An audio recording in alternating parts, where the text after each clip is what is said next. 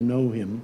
Liu Zuokui published a book, a short volume in English, and he says that mental obstacles are the most problematic.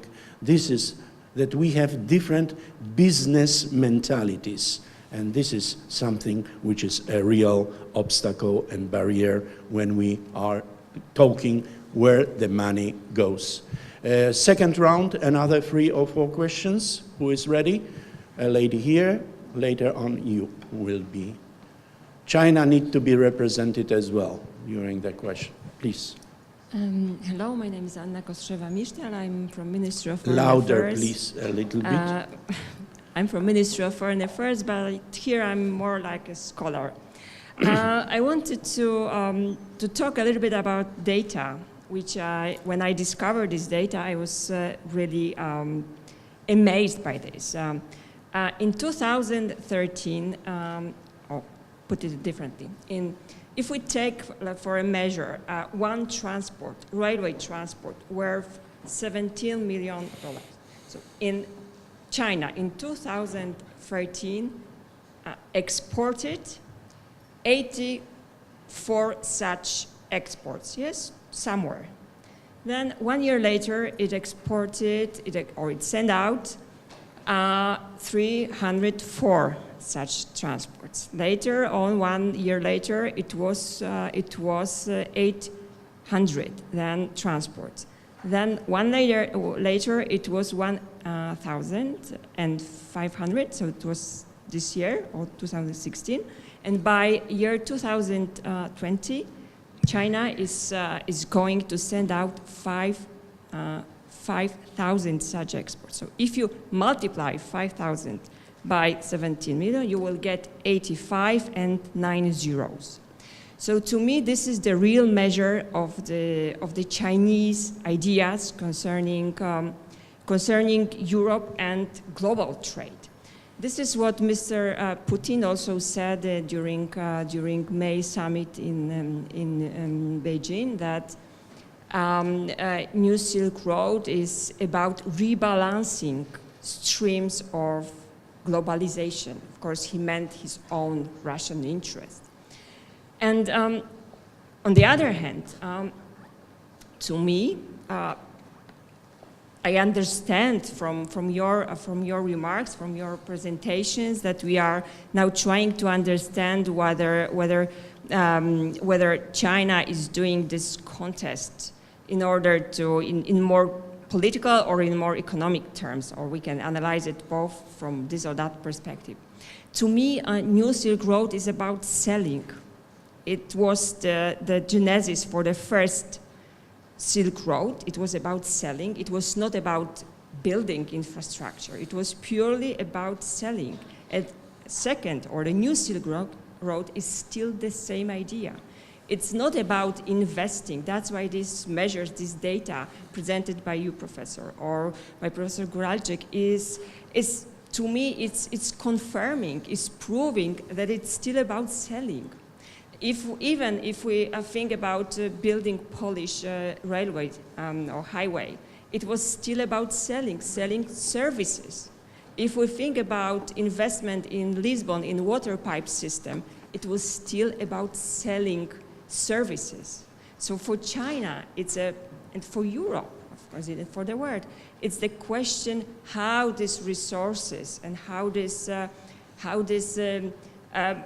trade, global trade, will be balanced and who will win, yes, or who will get more. Thank you very much. Thank you for all 3 of you.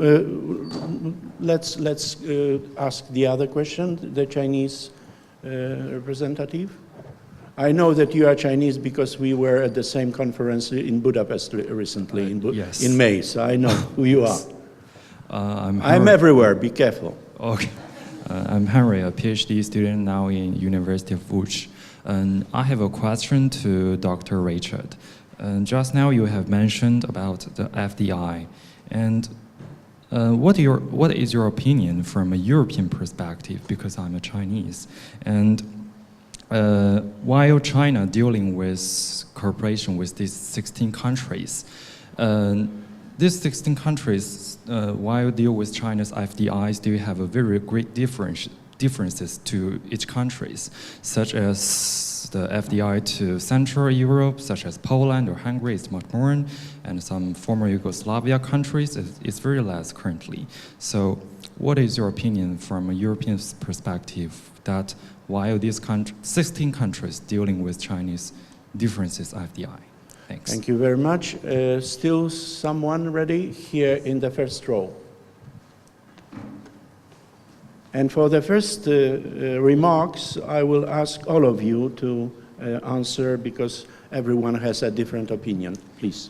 Bolek Jaworski. I guess this question is to everyone. I'm curious, what is China's official and unofficial response to or view on Russian meddling in the US election? And is there a difference between those two viewpoints? About Russian meddling into the US recent elections. Do you have any official or unofficial opinion? Personal opinion. Okay.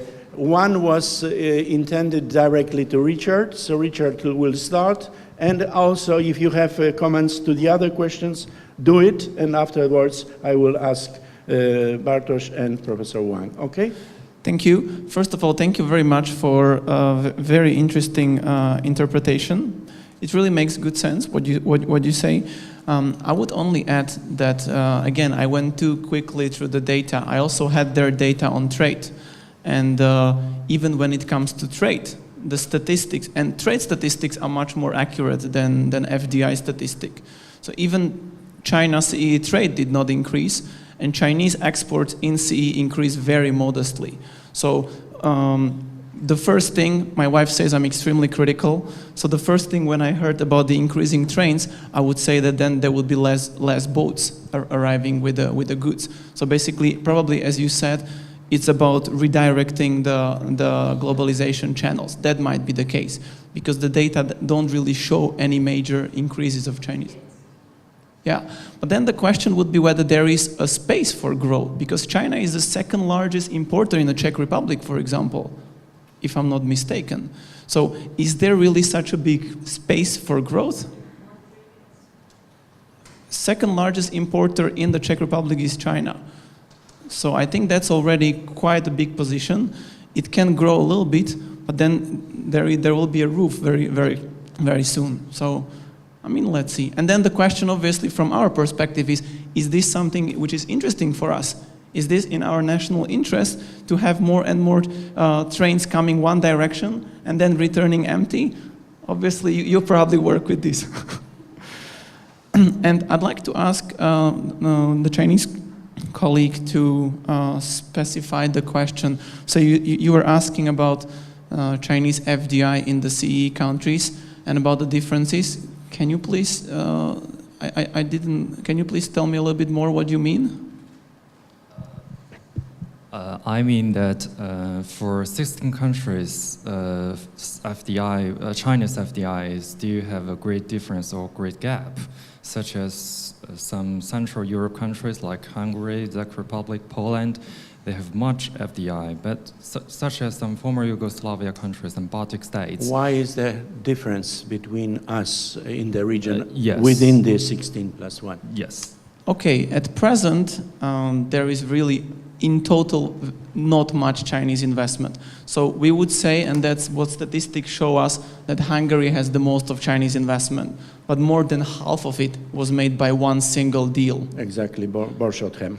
And then that deal was actually done before 16+1 was even established. Exactly. Now, this year there was discussion that the US steel in Slovakia might have been acquired by a Chinese company. If that happened, Slovakia would become be the leader, the host of the most Chinese FDI.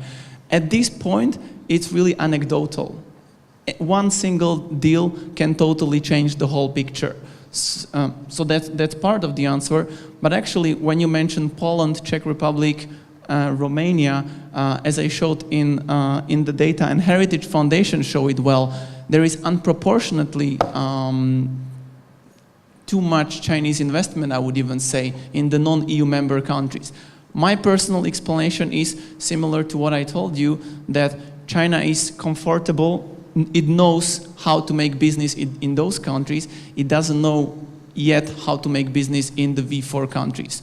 Because China knows how to come to Germany and buy the best technology companies. It knows how to come to Africa and build infrastructure and work in development world. But we, V4, we are somewhere in between. We don't have world-class technology, luxurious brands, but we are EU members and our infrastructure is not at African level either. So that's why, and I think one of the previous speakers mentioned it, that Chinese leaders, it's quite difficult for them to interpret what exactly make us interesting. Okay, Professor Kowalski. I don't think I can add About anything FDI more. or? Yeah.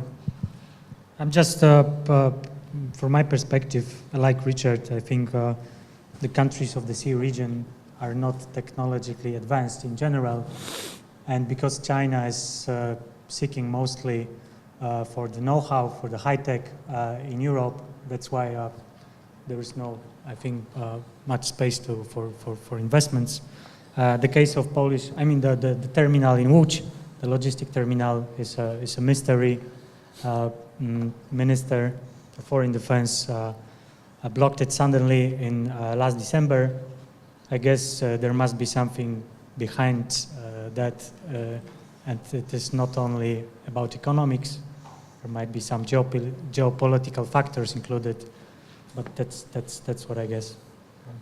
Okay, Professor Wang. Okay, 2 points. First one about the FDI. Let me say one example. China-US trade volume is almost 10 times than China-Russian trade volume. But the interesting thing is that the structure of this trade are very diverse.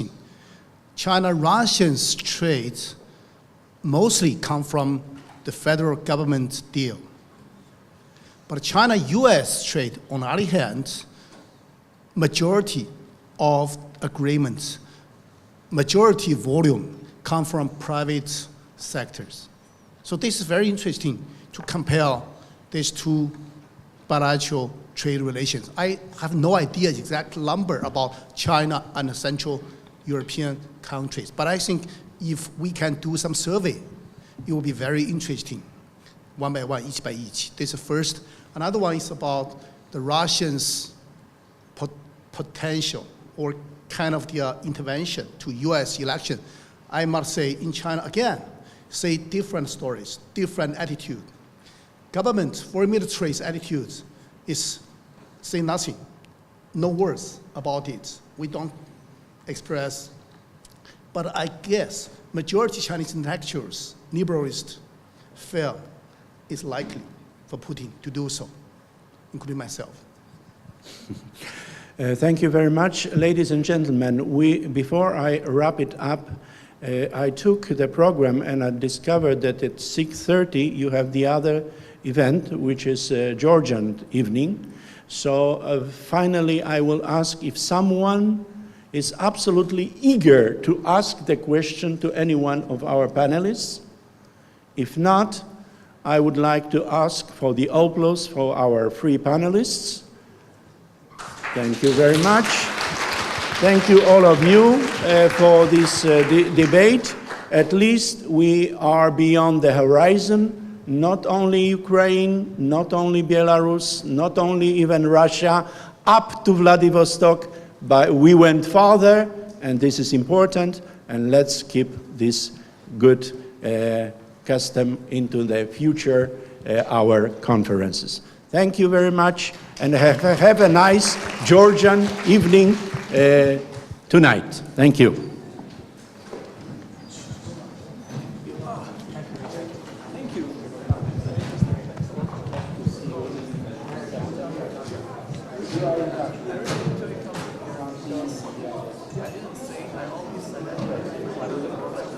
I'm arriving because I have a